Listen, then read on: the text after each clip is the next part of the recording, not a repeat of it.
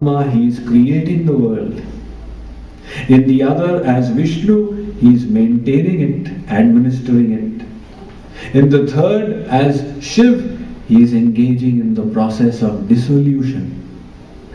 In one, he is a king, and in one, he is holding the flute and engaging in loving pastimes with his devotees.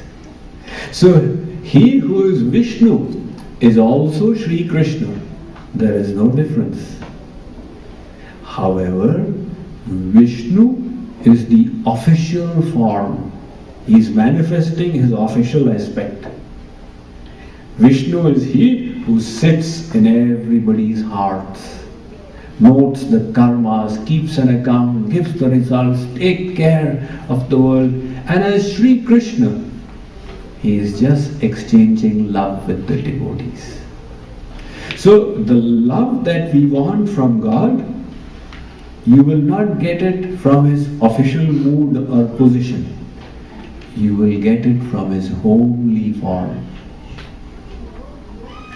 Just like, let us say there is a judge of the court.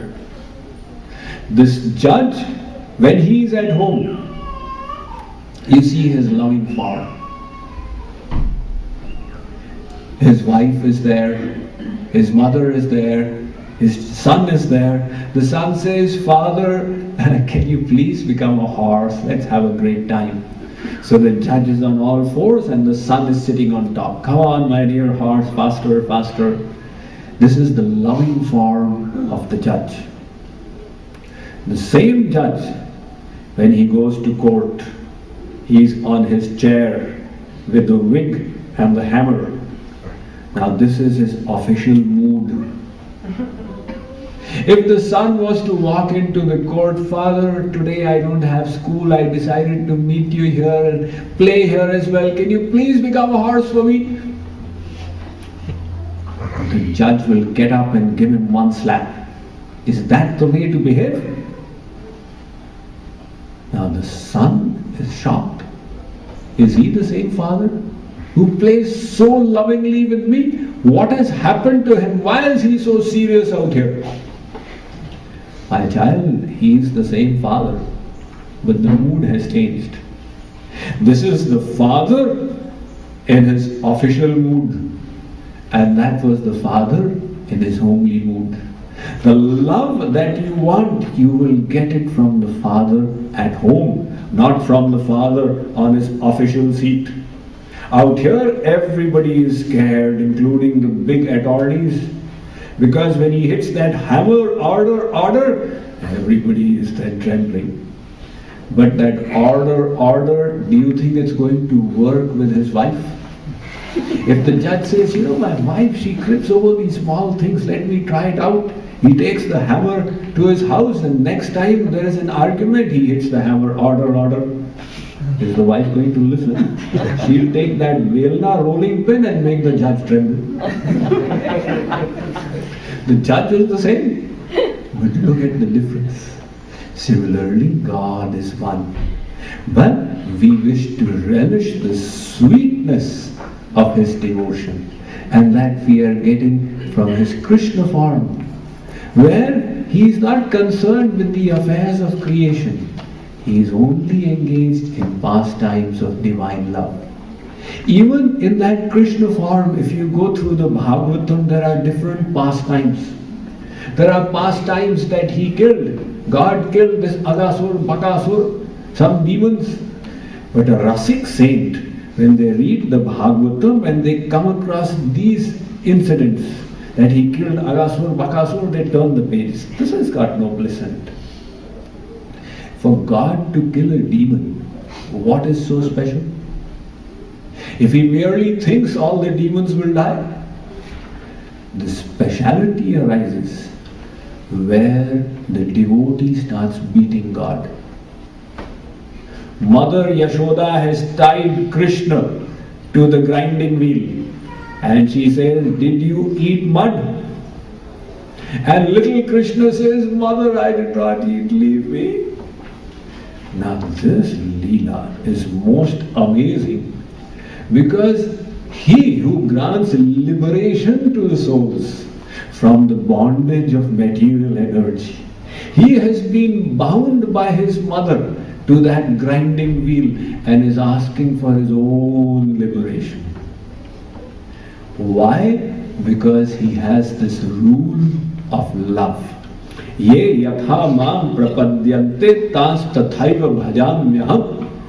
He is, as you surrender to me, I shall reciprocate accordingly. If the devotee says, "Oh Sri Krishna, oh God, you are my friend, come here, I shall put my arm around you." Sri Krishna says, "All right, Arjun, you are my friend, let's go together." If the devotee says, "My love is such that you don't need to take care of me, I'll take care of you," Sri Krishna says, "All right, Mother Yashoda, let's have it your way." If the devotee says, "My Lord, you are my beloved, I love you so closely," Sri Krishna says, "All right, gopis, I look on you in that manner." So this rule of love gives the soul the confidence that he may be the Almighty God, but in front of that love, he is willing to finish all that and come to our level. Chaitanya Mahaprabhu said, "Ek pratigya Krishne rache purv haiche, ye yaiche bhaje Krishno tar bhaje taiche." He says, God's rule is, whichever soul loves me at whatever time, in whatever sentiment, to whatever extent, I am willing to love that same soul at the same time, in the same sentiment, to the same extent. So now we have a basis for going close to God. He may be the Almighty Lord, but cut that out, and then you enter the platform of love. How? By thinking, He is mine, I am His. This thinking will develop the love. How does love develop in the world? Merely by thinking, this person is mine. See, I'll give you an example that Westerners might find difficult to relate to, but you'll get the general idea. You know, in India, even today, 95% of the marriages are arranged marriages. And 50, 60 years ago, the elders, some of them will verify, that the boy and girl would not even see each other before marriage. The parents would see and decide on the basis of qualities. That might seem a very strange custom, but however, in those kinds of marriages, they were invariably successful because they would see the qualities. They would go deeper than the externals. And that is why divorce is also so rare in India, practically non-existent. So in the olden days, the boy and girl, just 50, 60 years ago, they would not even see each other. And however, the marriage ceremony is taking place. They are saying the mantras, they are taking the 7 rounds in front of the fire. They are sitting there in front of the fire and the face is still in the veil, in the ghungat. But already love has started developing in the heart. This man sitting on my right, he's my husband. Have you seen him? I have not seen him. Without seeing you develop love? Yes, because he's mine all life, I will live with him. This thought, he is mine, immediately developed love. So similarly, if we could think, God is mine, Sri Krishna is mine, you will develop love for him. The principle is the same. And to think of God as yours is not a figment of the imagination. All right, now you've taken the 7 rounds, now think you are husband and wife. This is an established relationship. Your relationship with God is far deeper. He is the soul of your soul.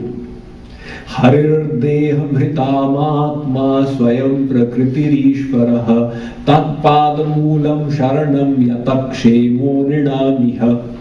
The Vedas say, the Bhagavatam is stating in the 4th canto, 29th chapter, 50th verse, that just like you have this body and you are the soul seated within, the tiny soul in the heart which is energizing the body.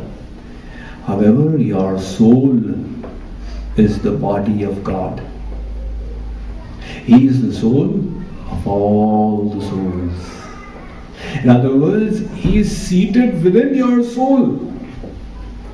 And your soul is sentient because God is granting its sentience. Your soul is immortal, not by its own ability, but because the eternal God is keeping it immortal. Nityo nityanam chetanas chetananam eko bahunam yo vidadhati kaman. That is what the Vedas are saying is the proximity of your relationship with God. Okay, a guest book is being passed around. If you've not filled it up yesterday, do take the time to fill it up so that we can send you all the information about our YouTube videos and the website and the Facebook page, etc., where you can access all that information. So we have such a close relationship with God. The problem is that we have forgotten it. Just like, let us say, you had this friend in college, and after 20 years he meets you. He sees you in the market in downtown Connecticut and he thumps you on the back. Govind Bhai! You look around. Govind Bhai has not recognized him. You did not recognize me. I am Ramesh Bhai. Ramesh Bhai? We were together in the same college in Ahmedabad. Oh yes, it's coming back to me now. We were doing engineering together in the same class, mechanical engineering. Oh yes. Now he's collecting a little more. We used to play cricket together and sit and do the homework in the canteen. Oh, that Ramesh Bhai.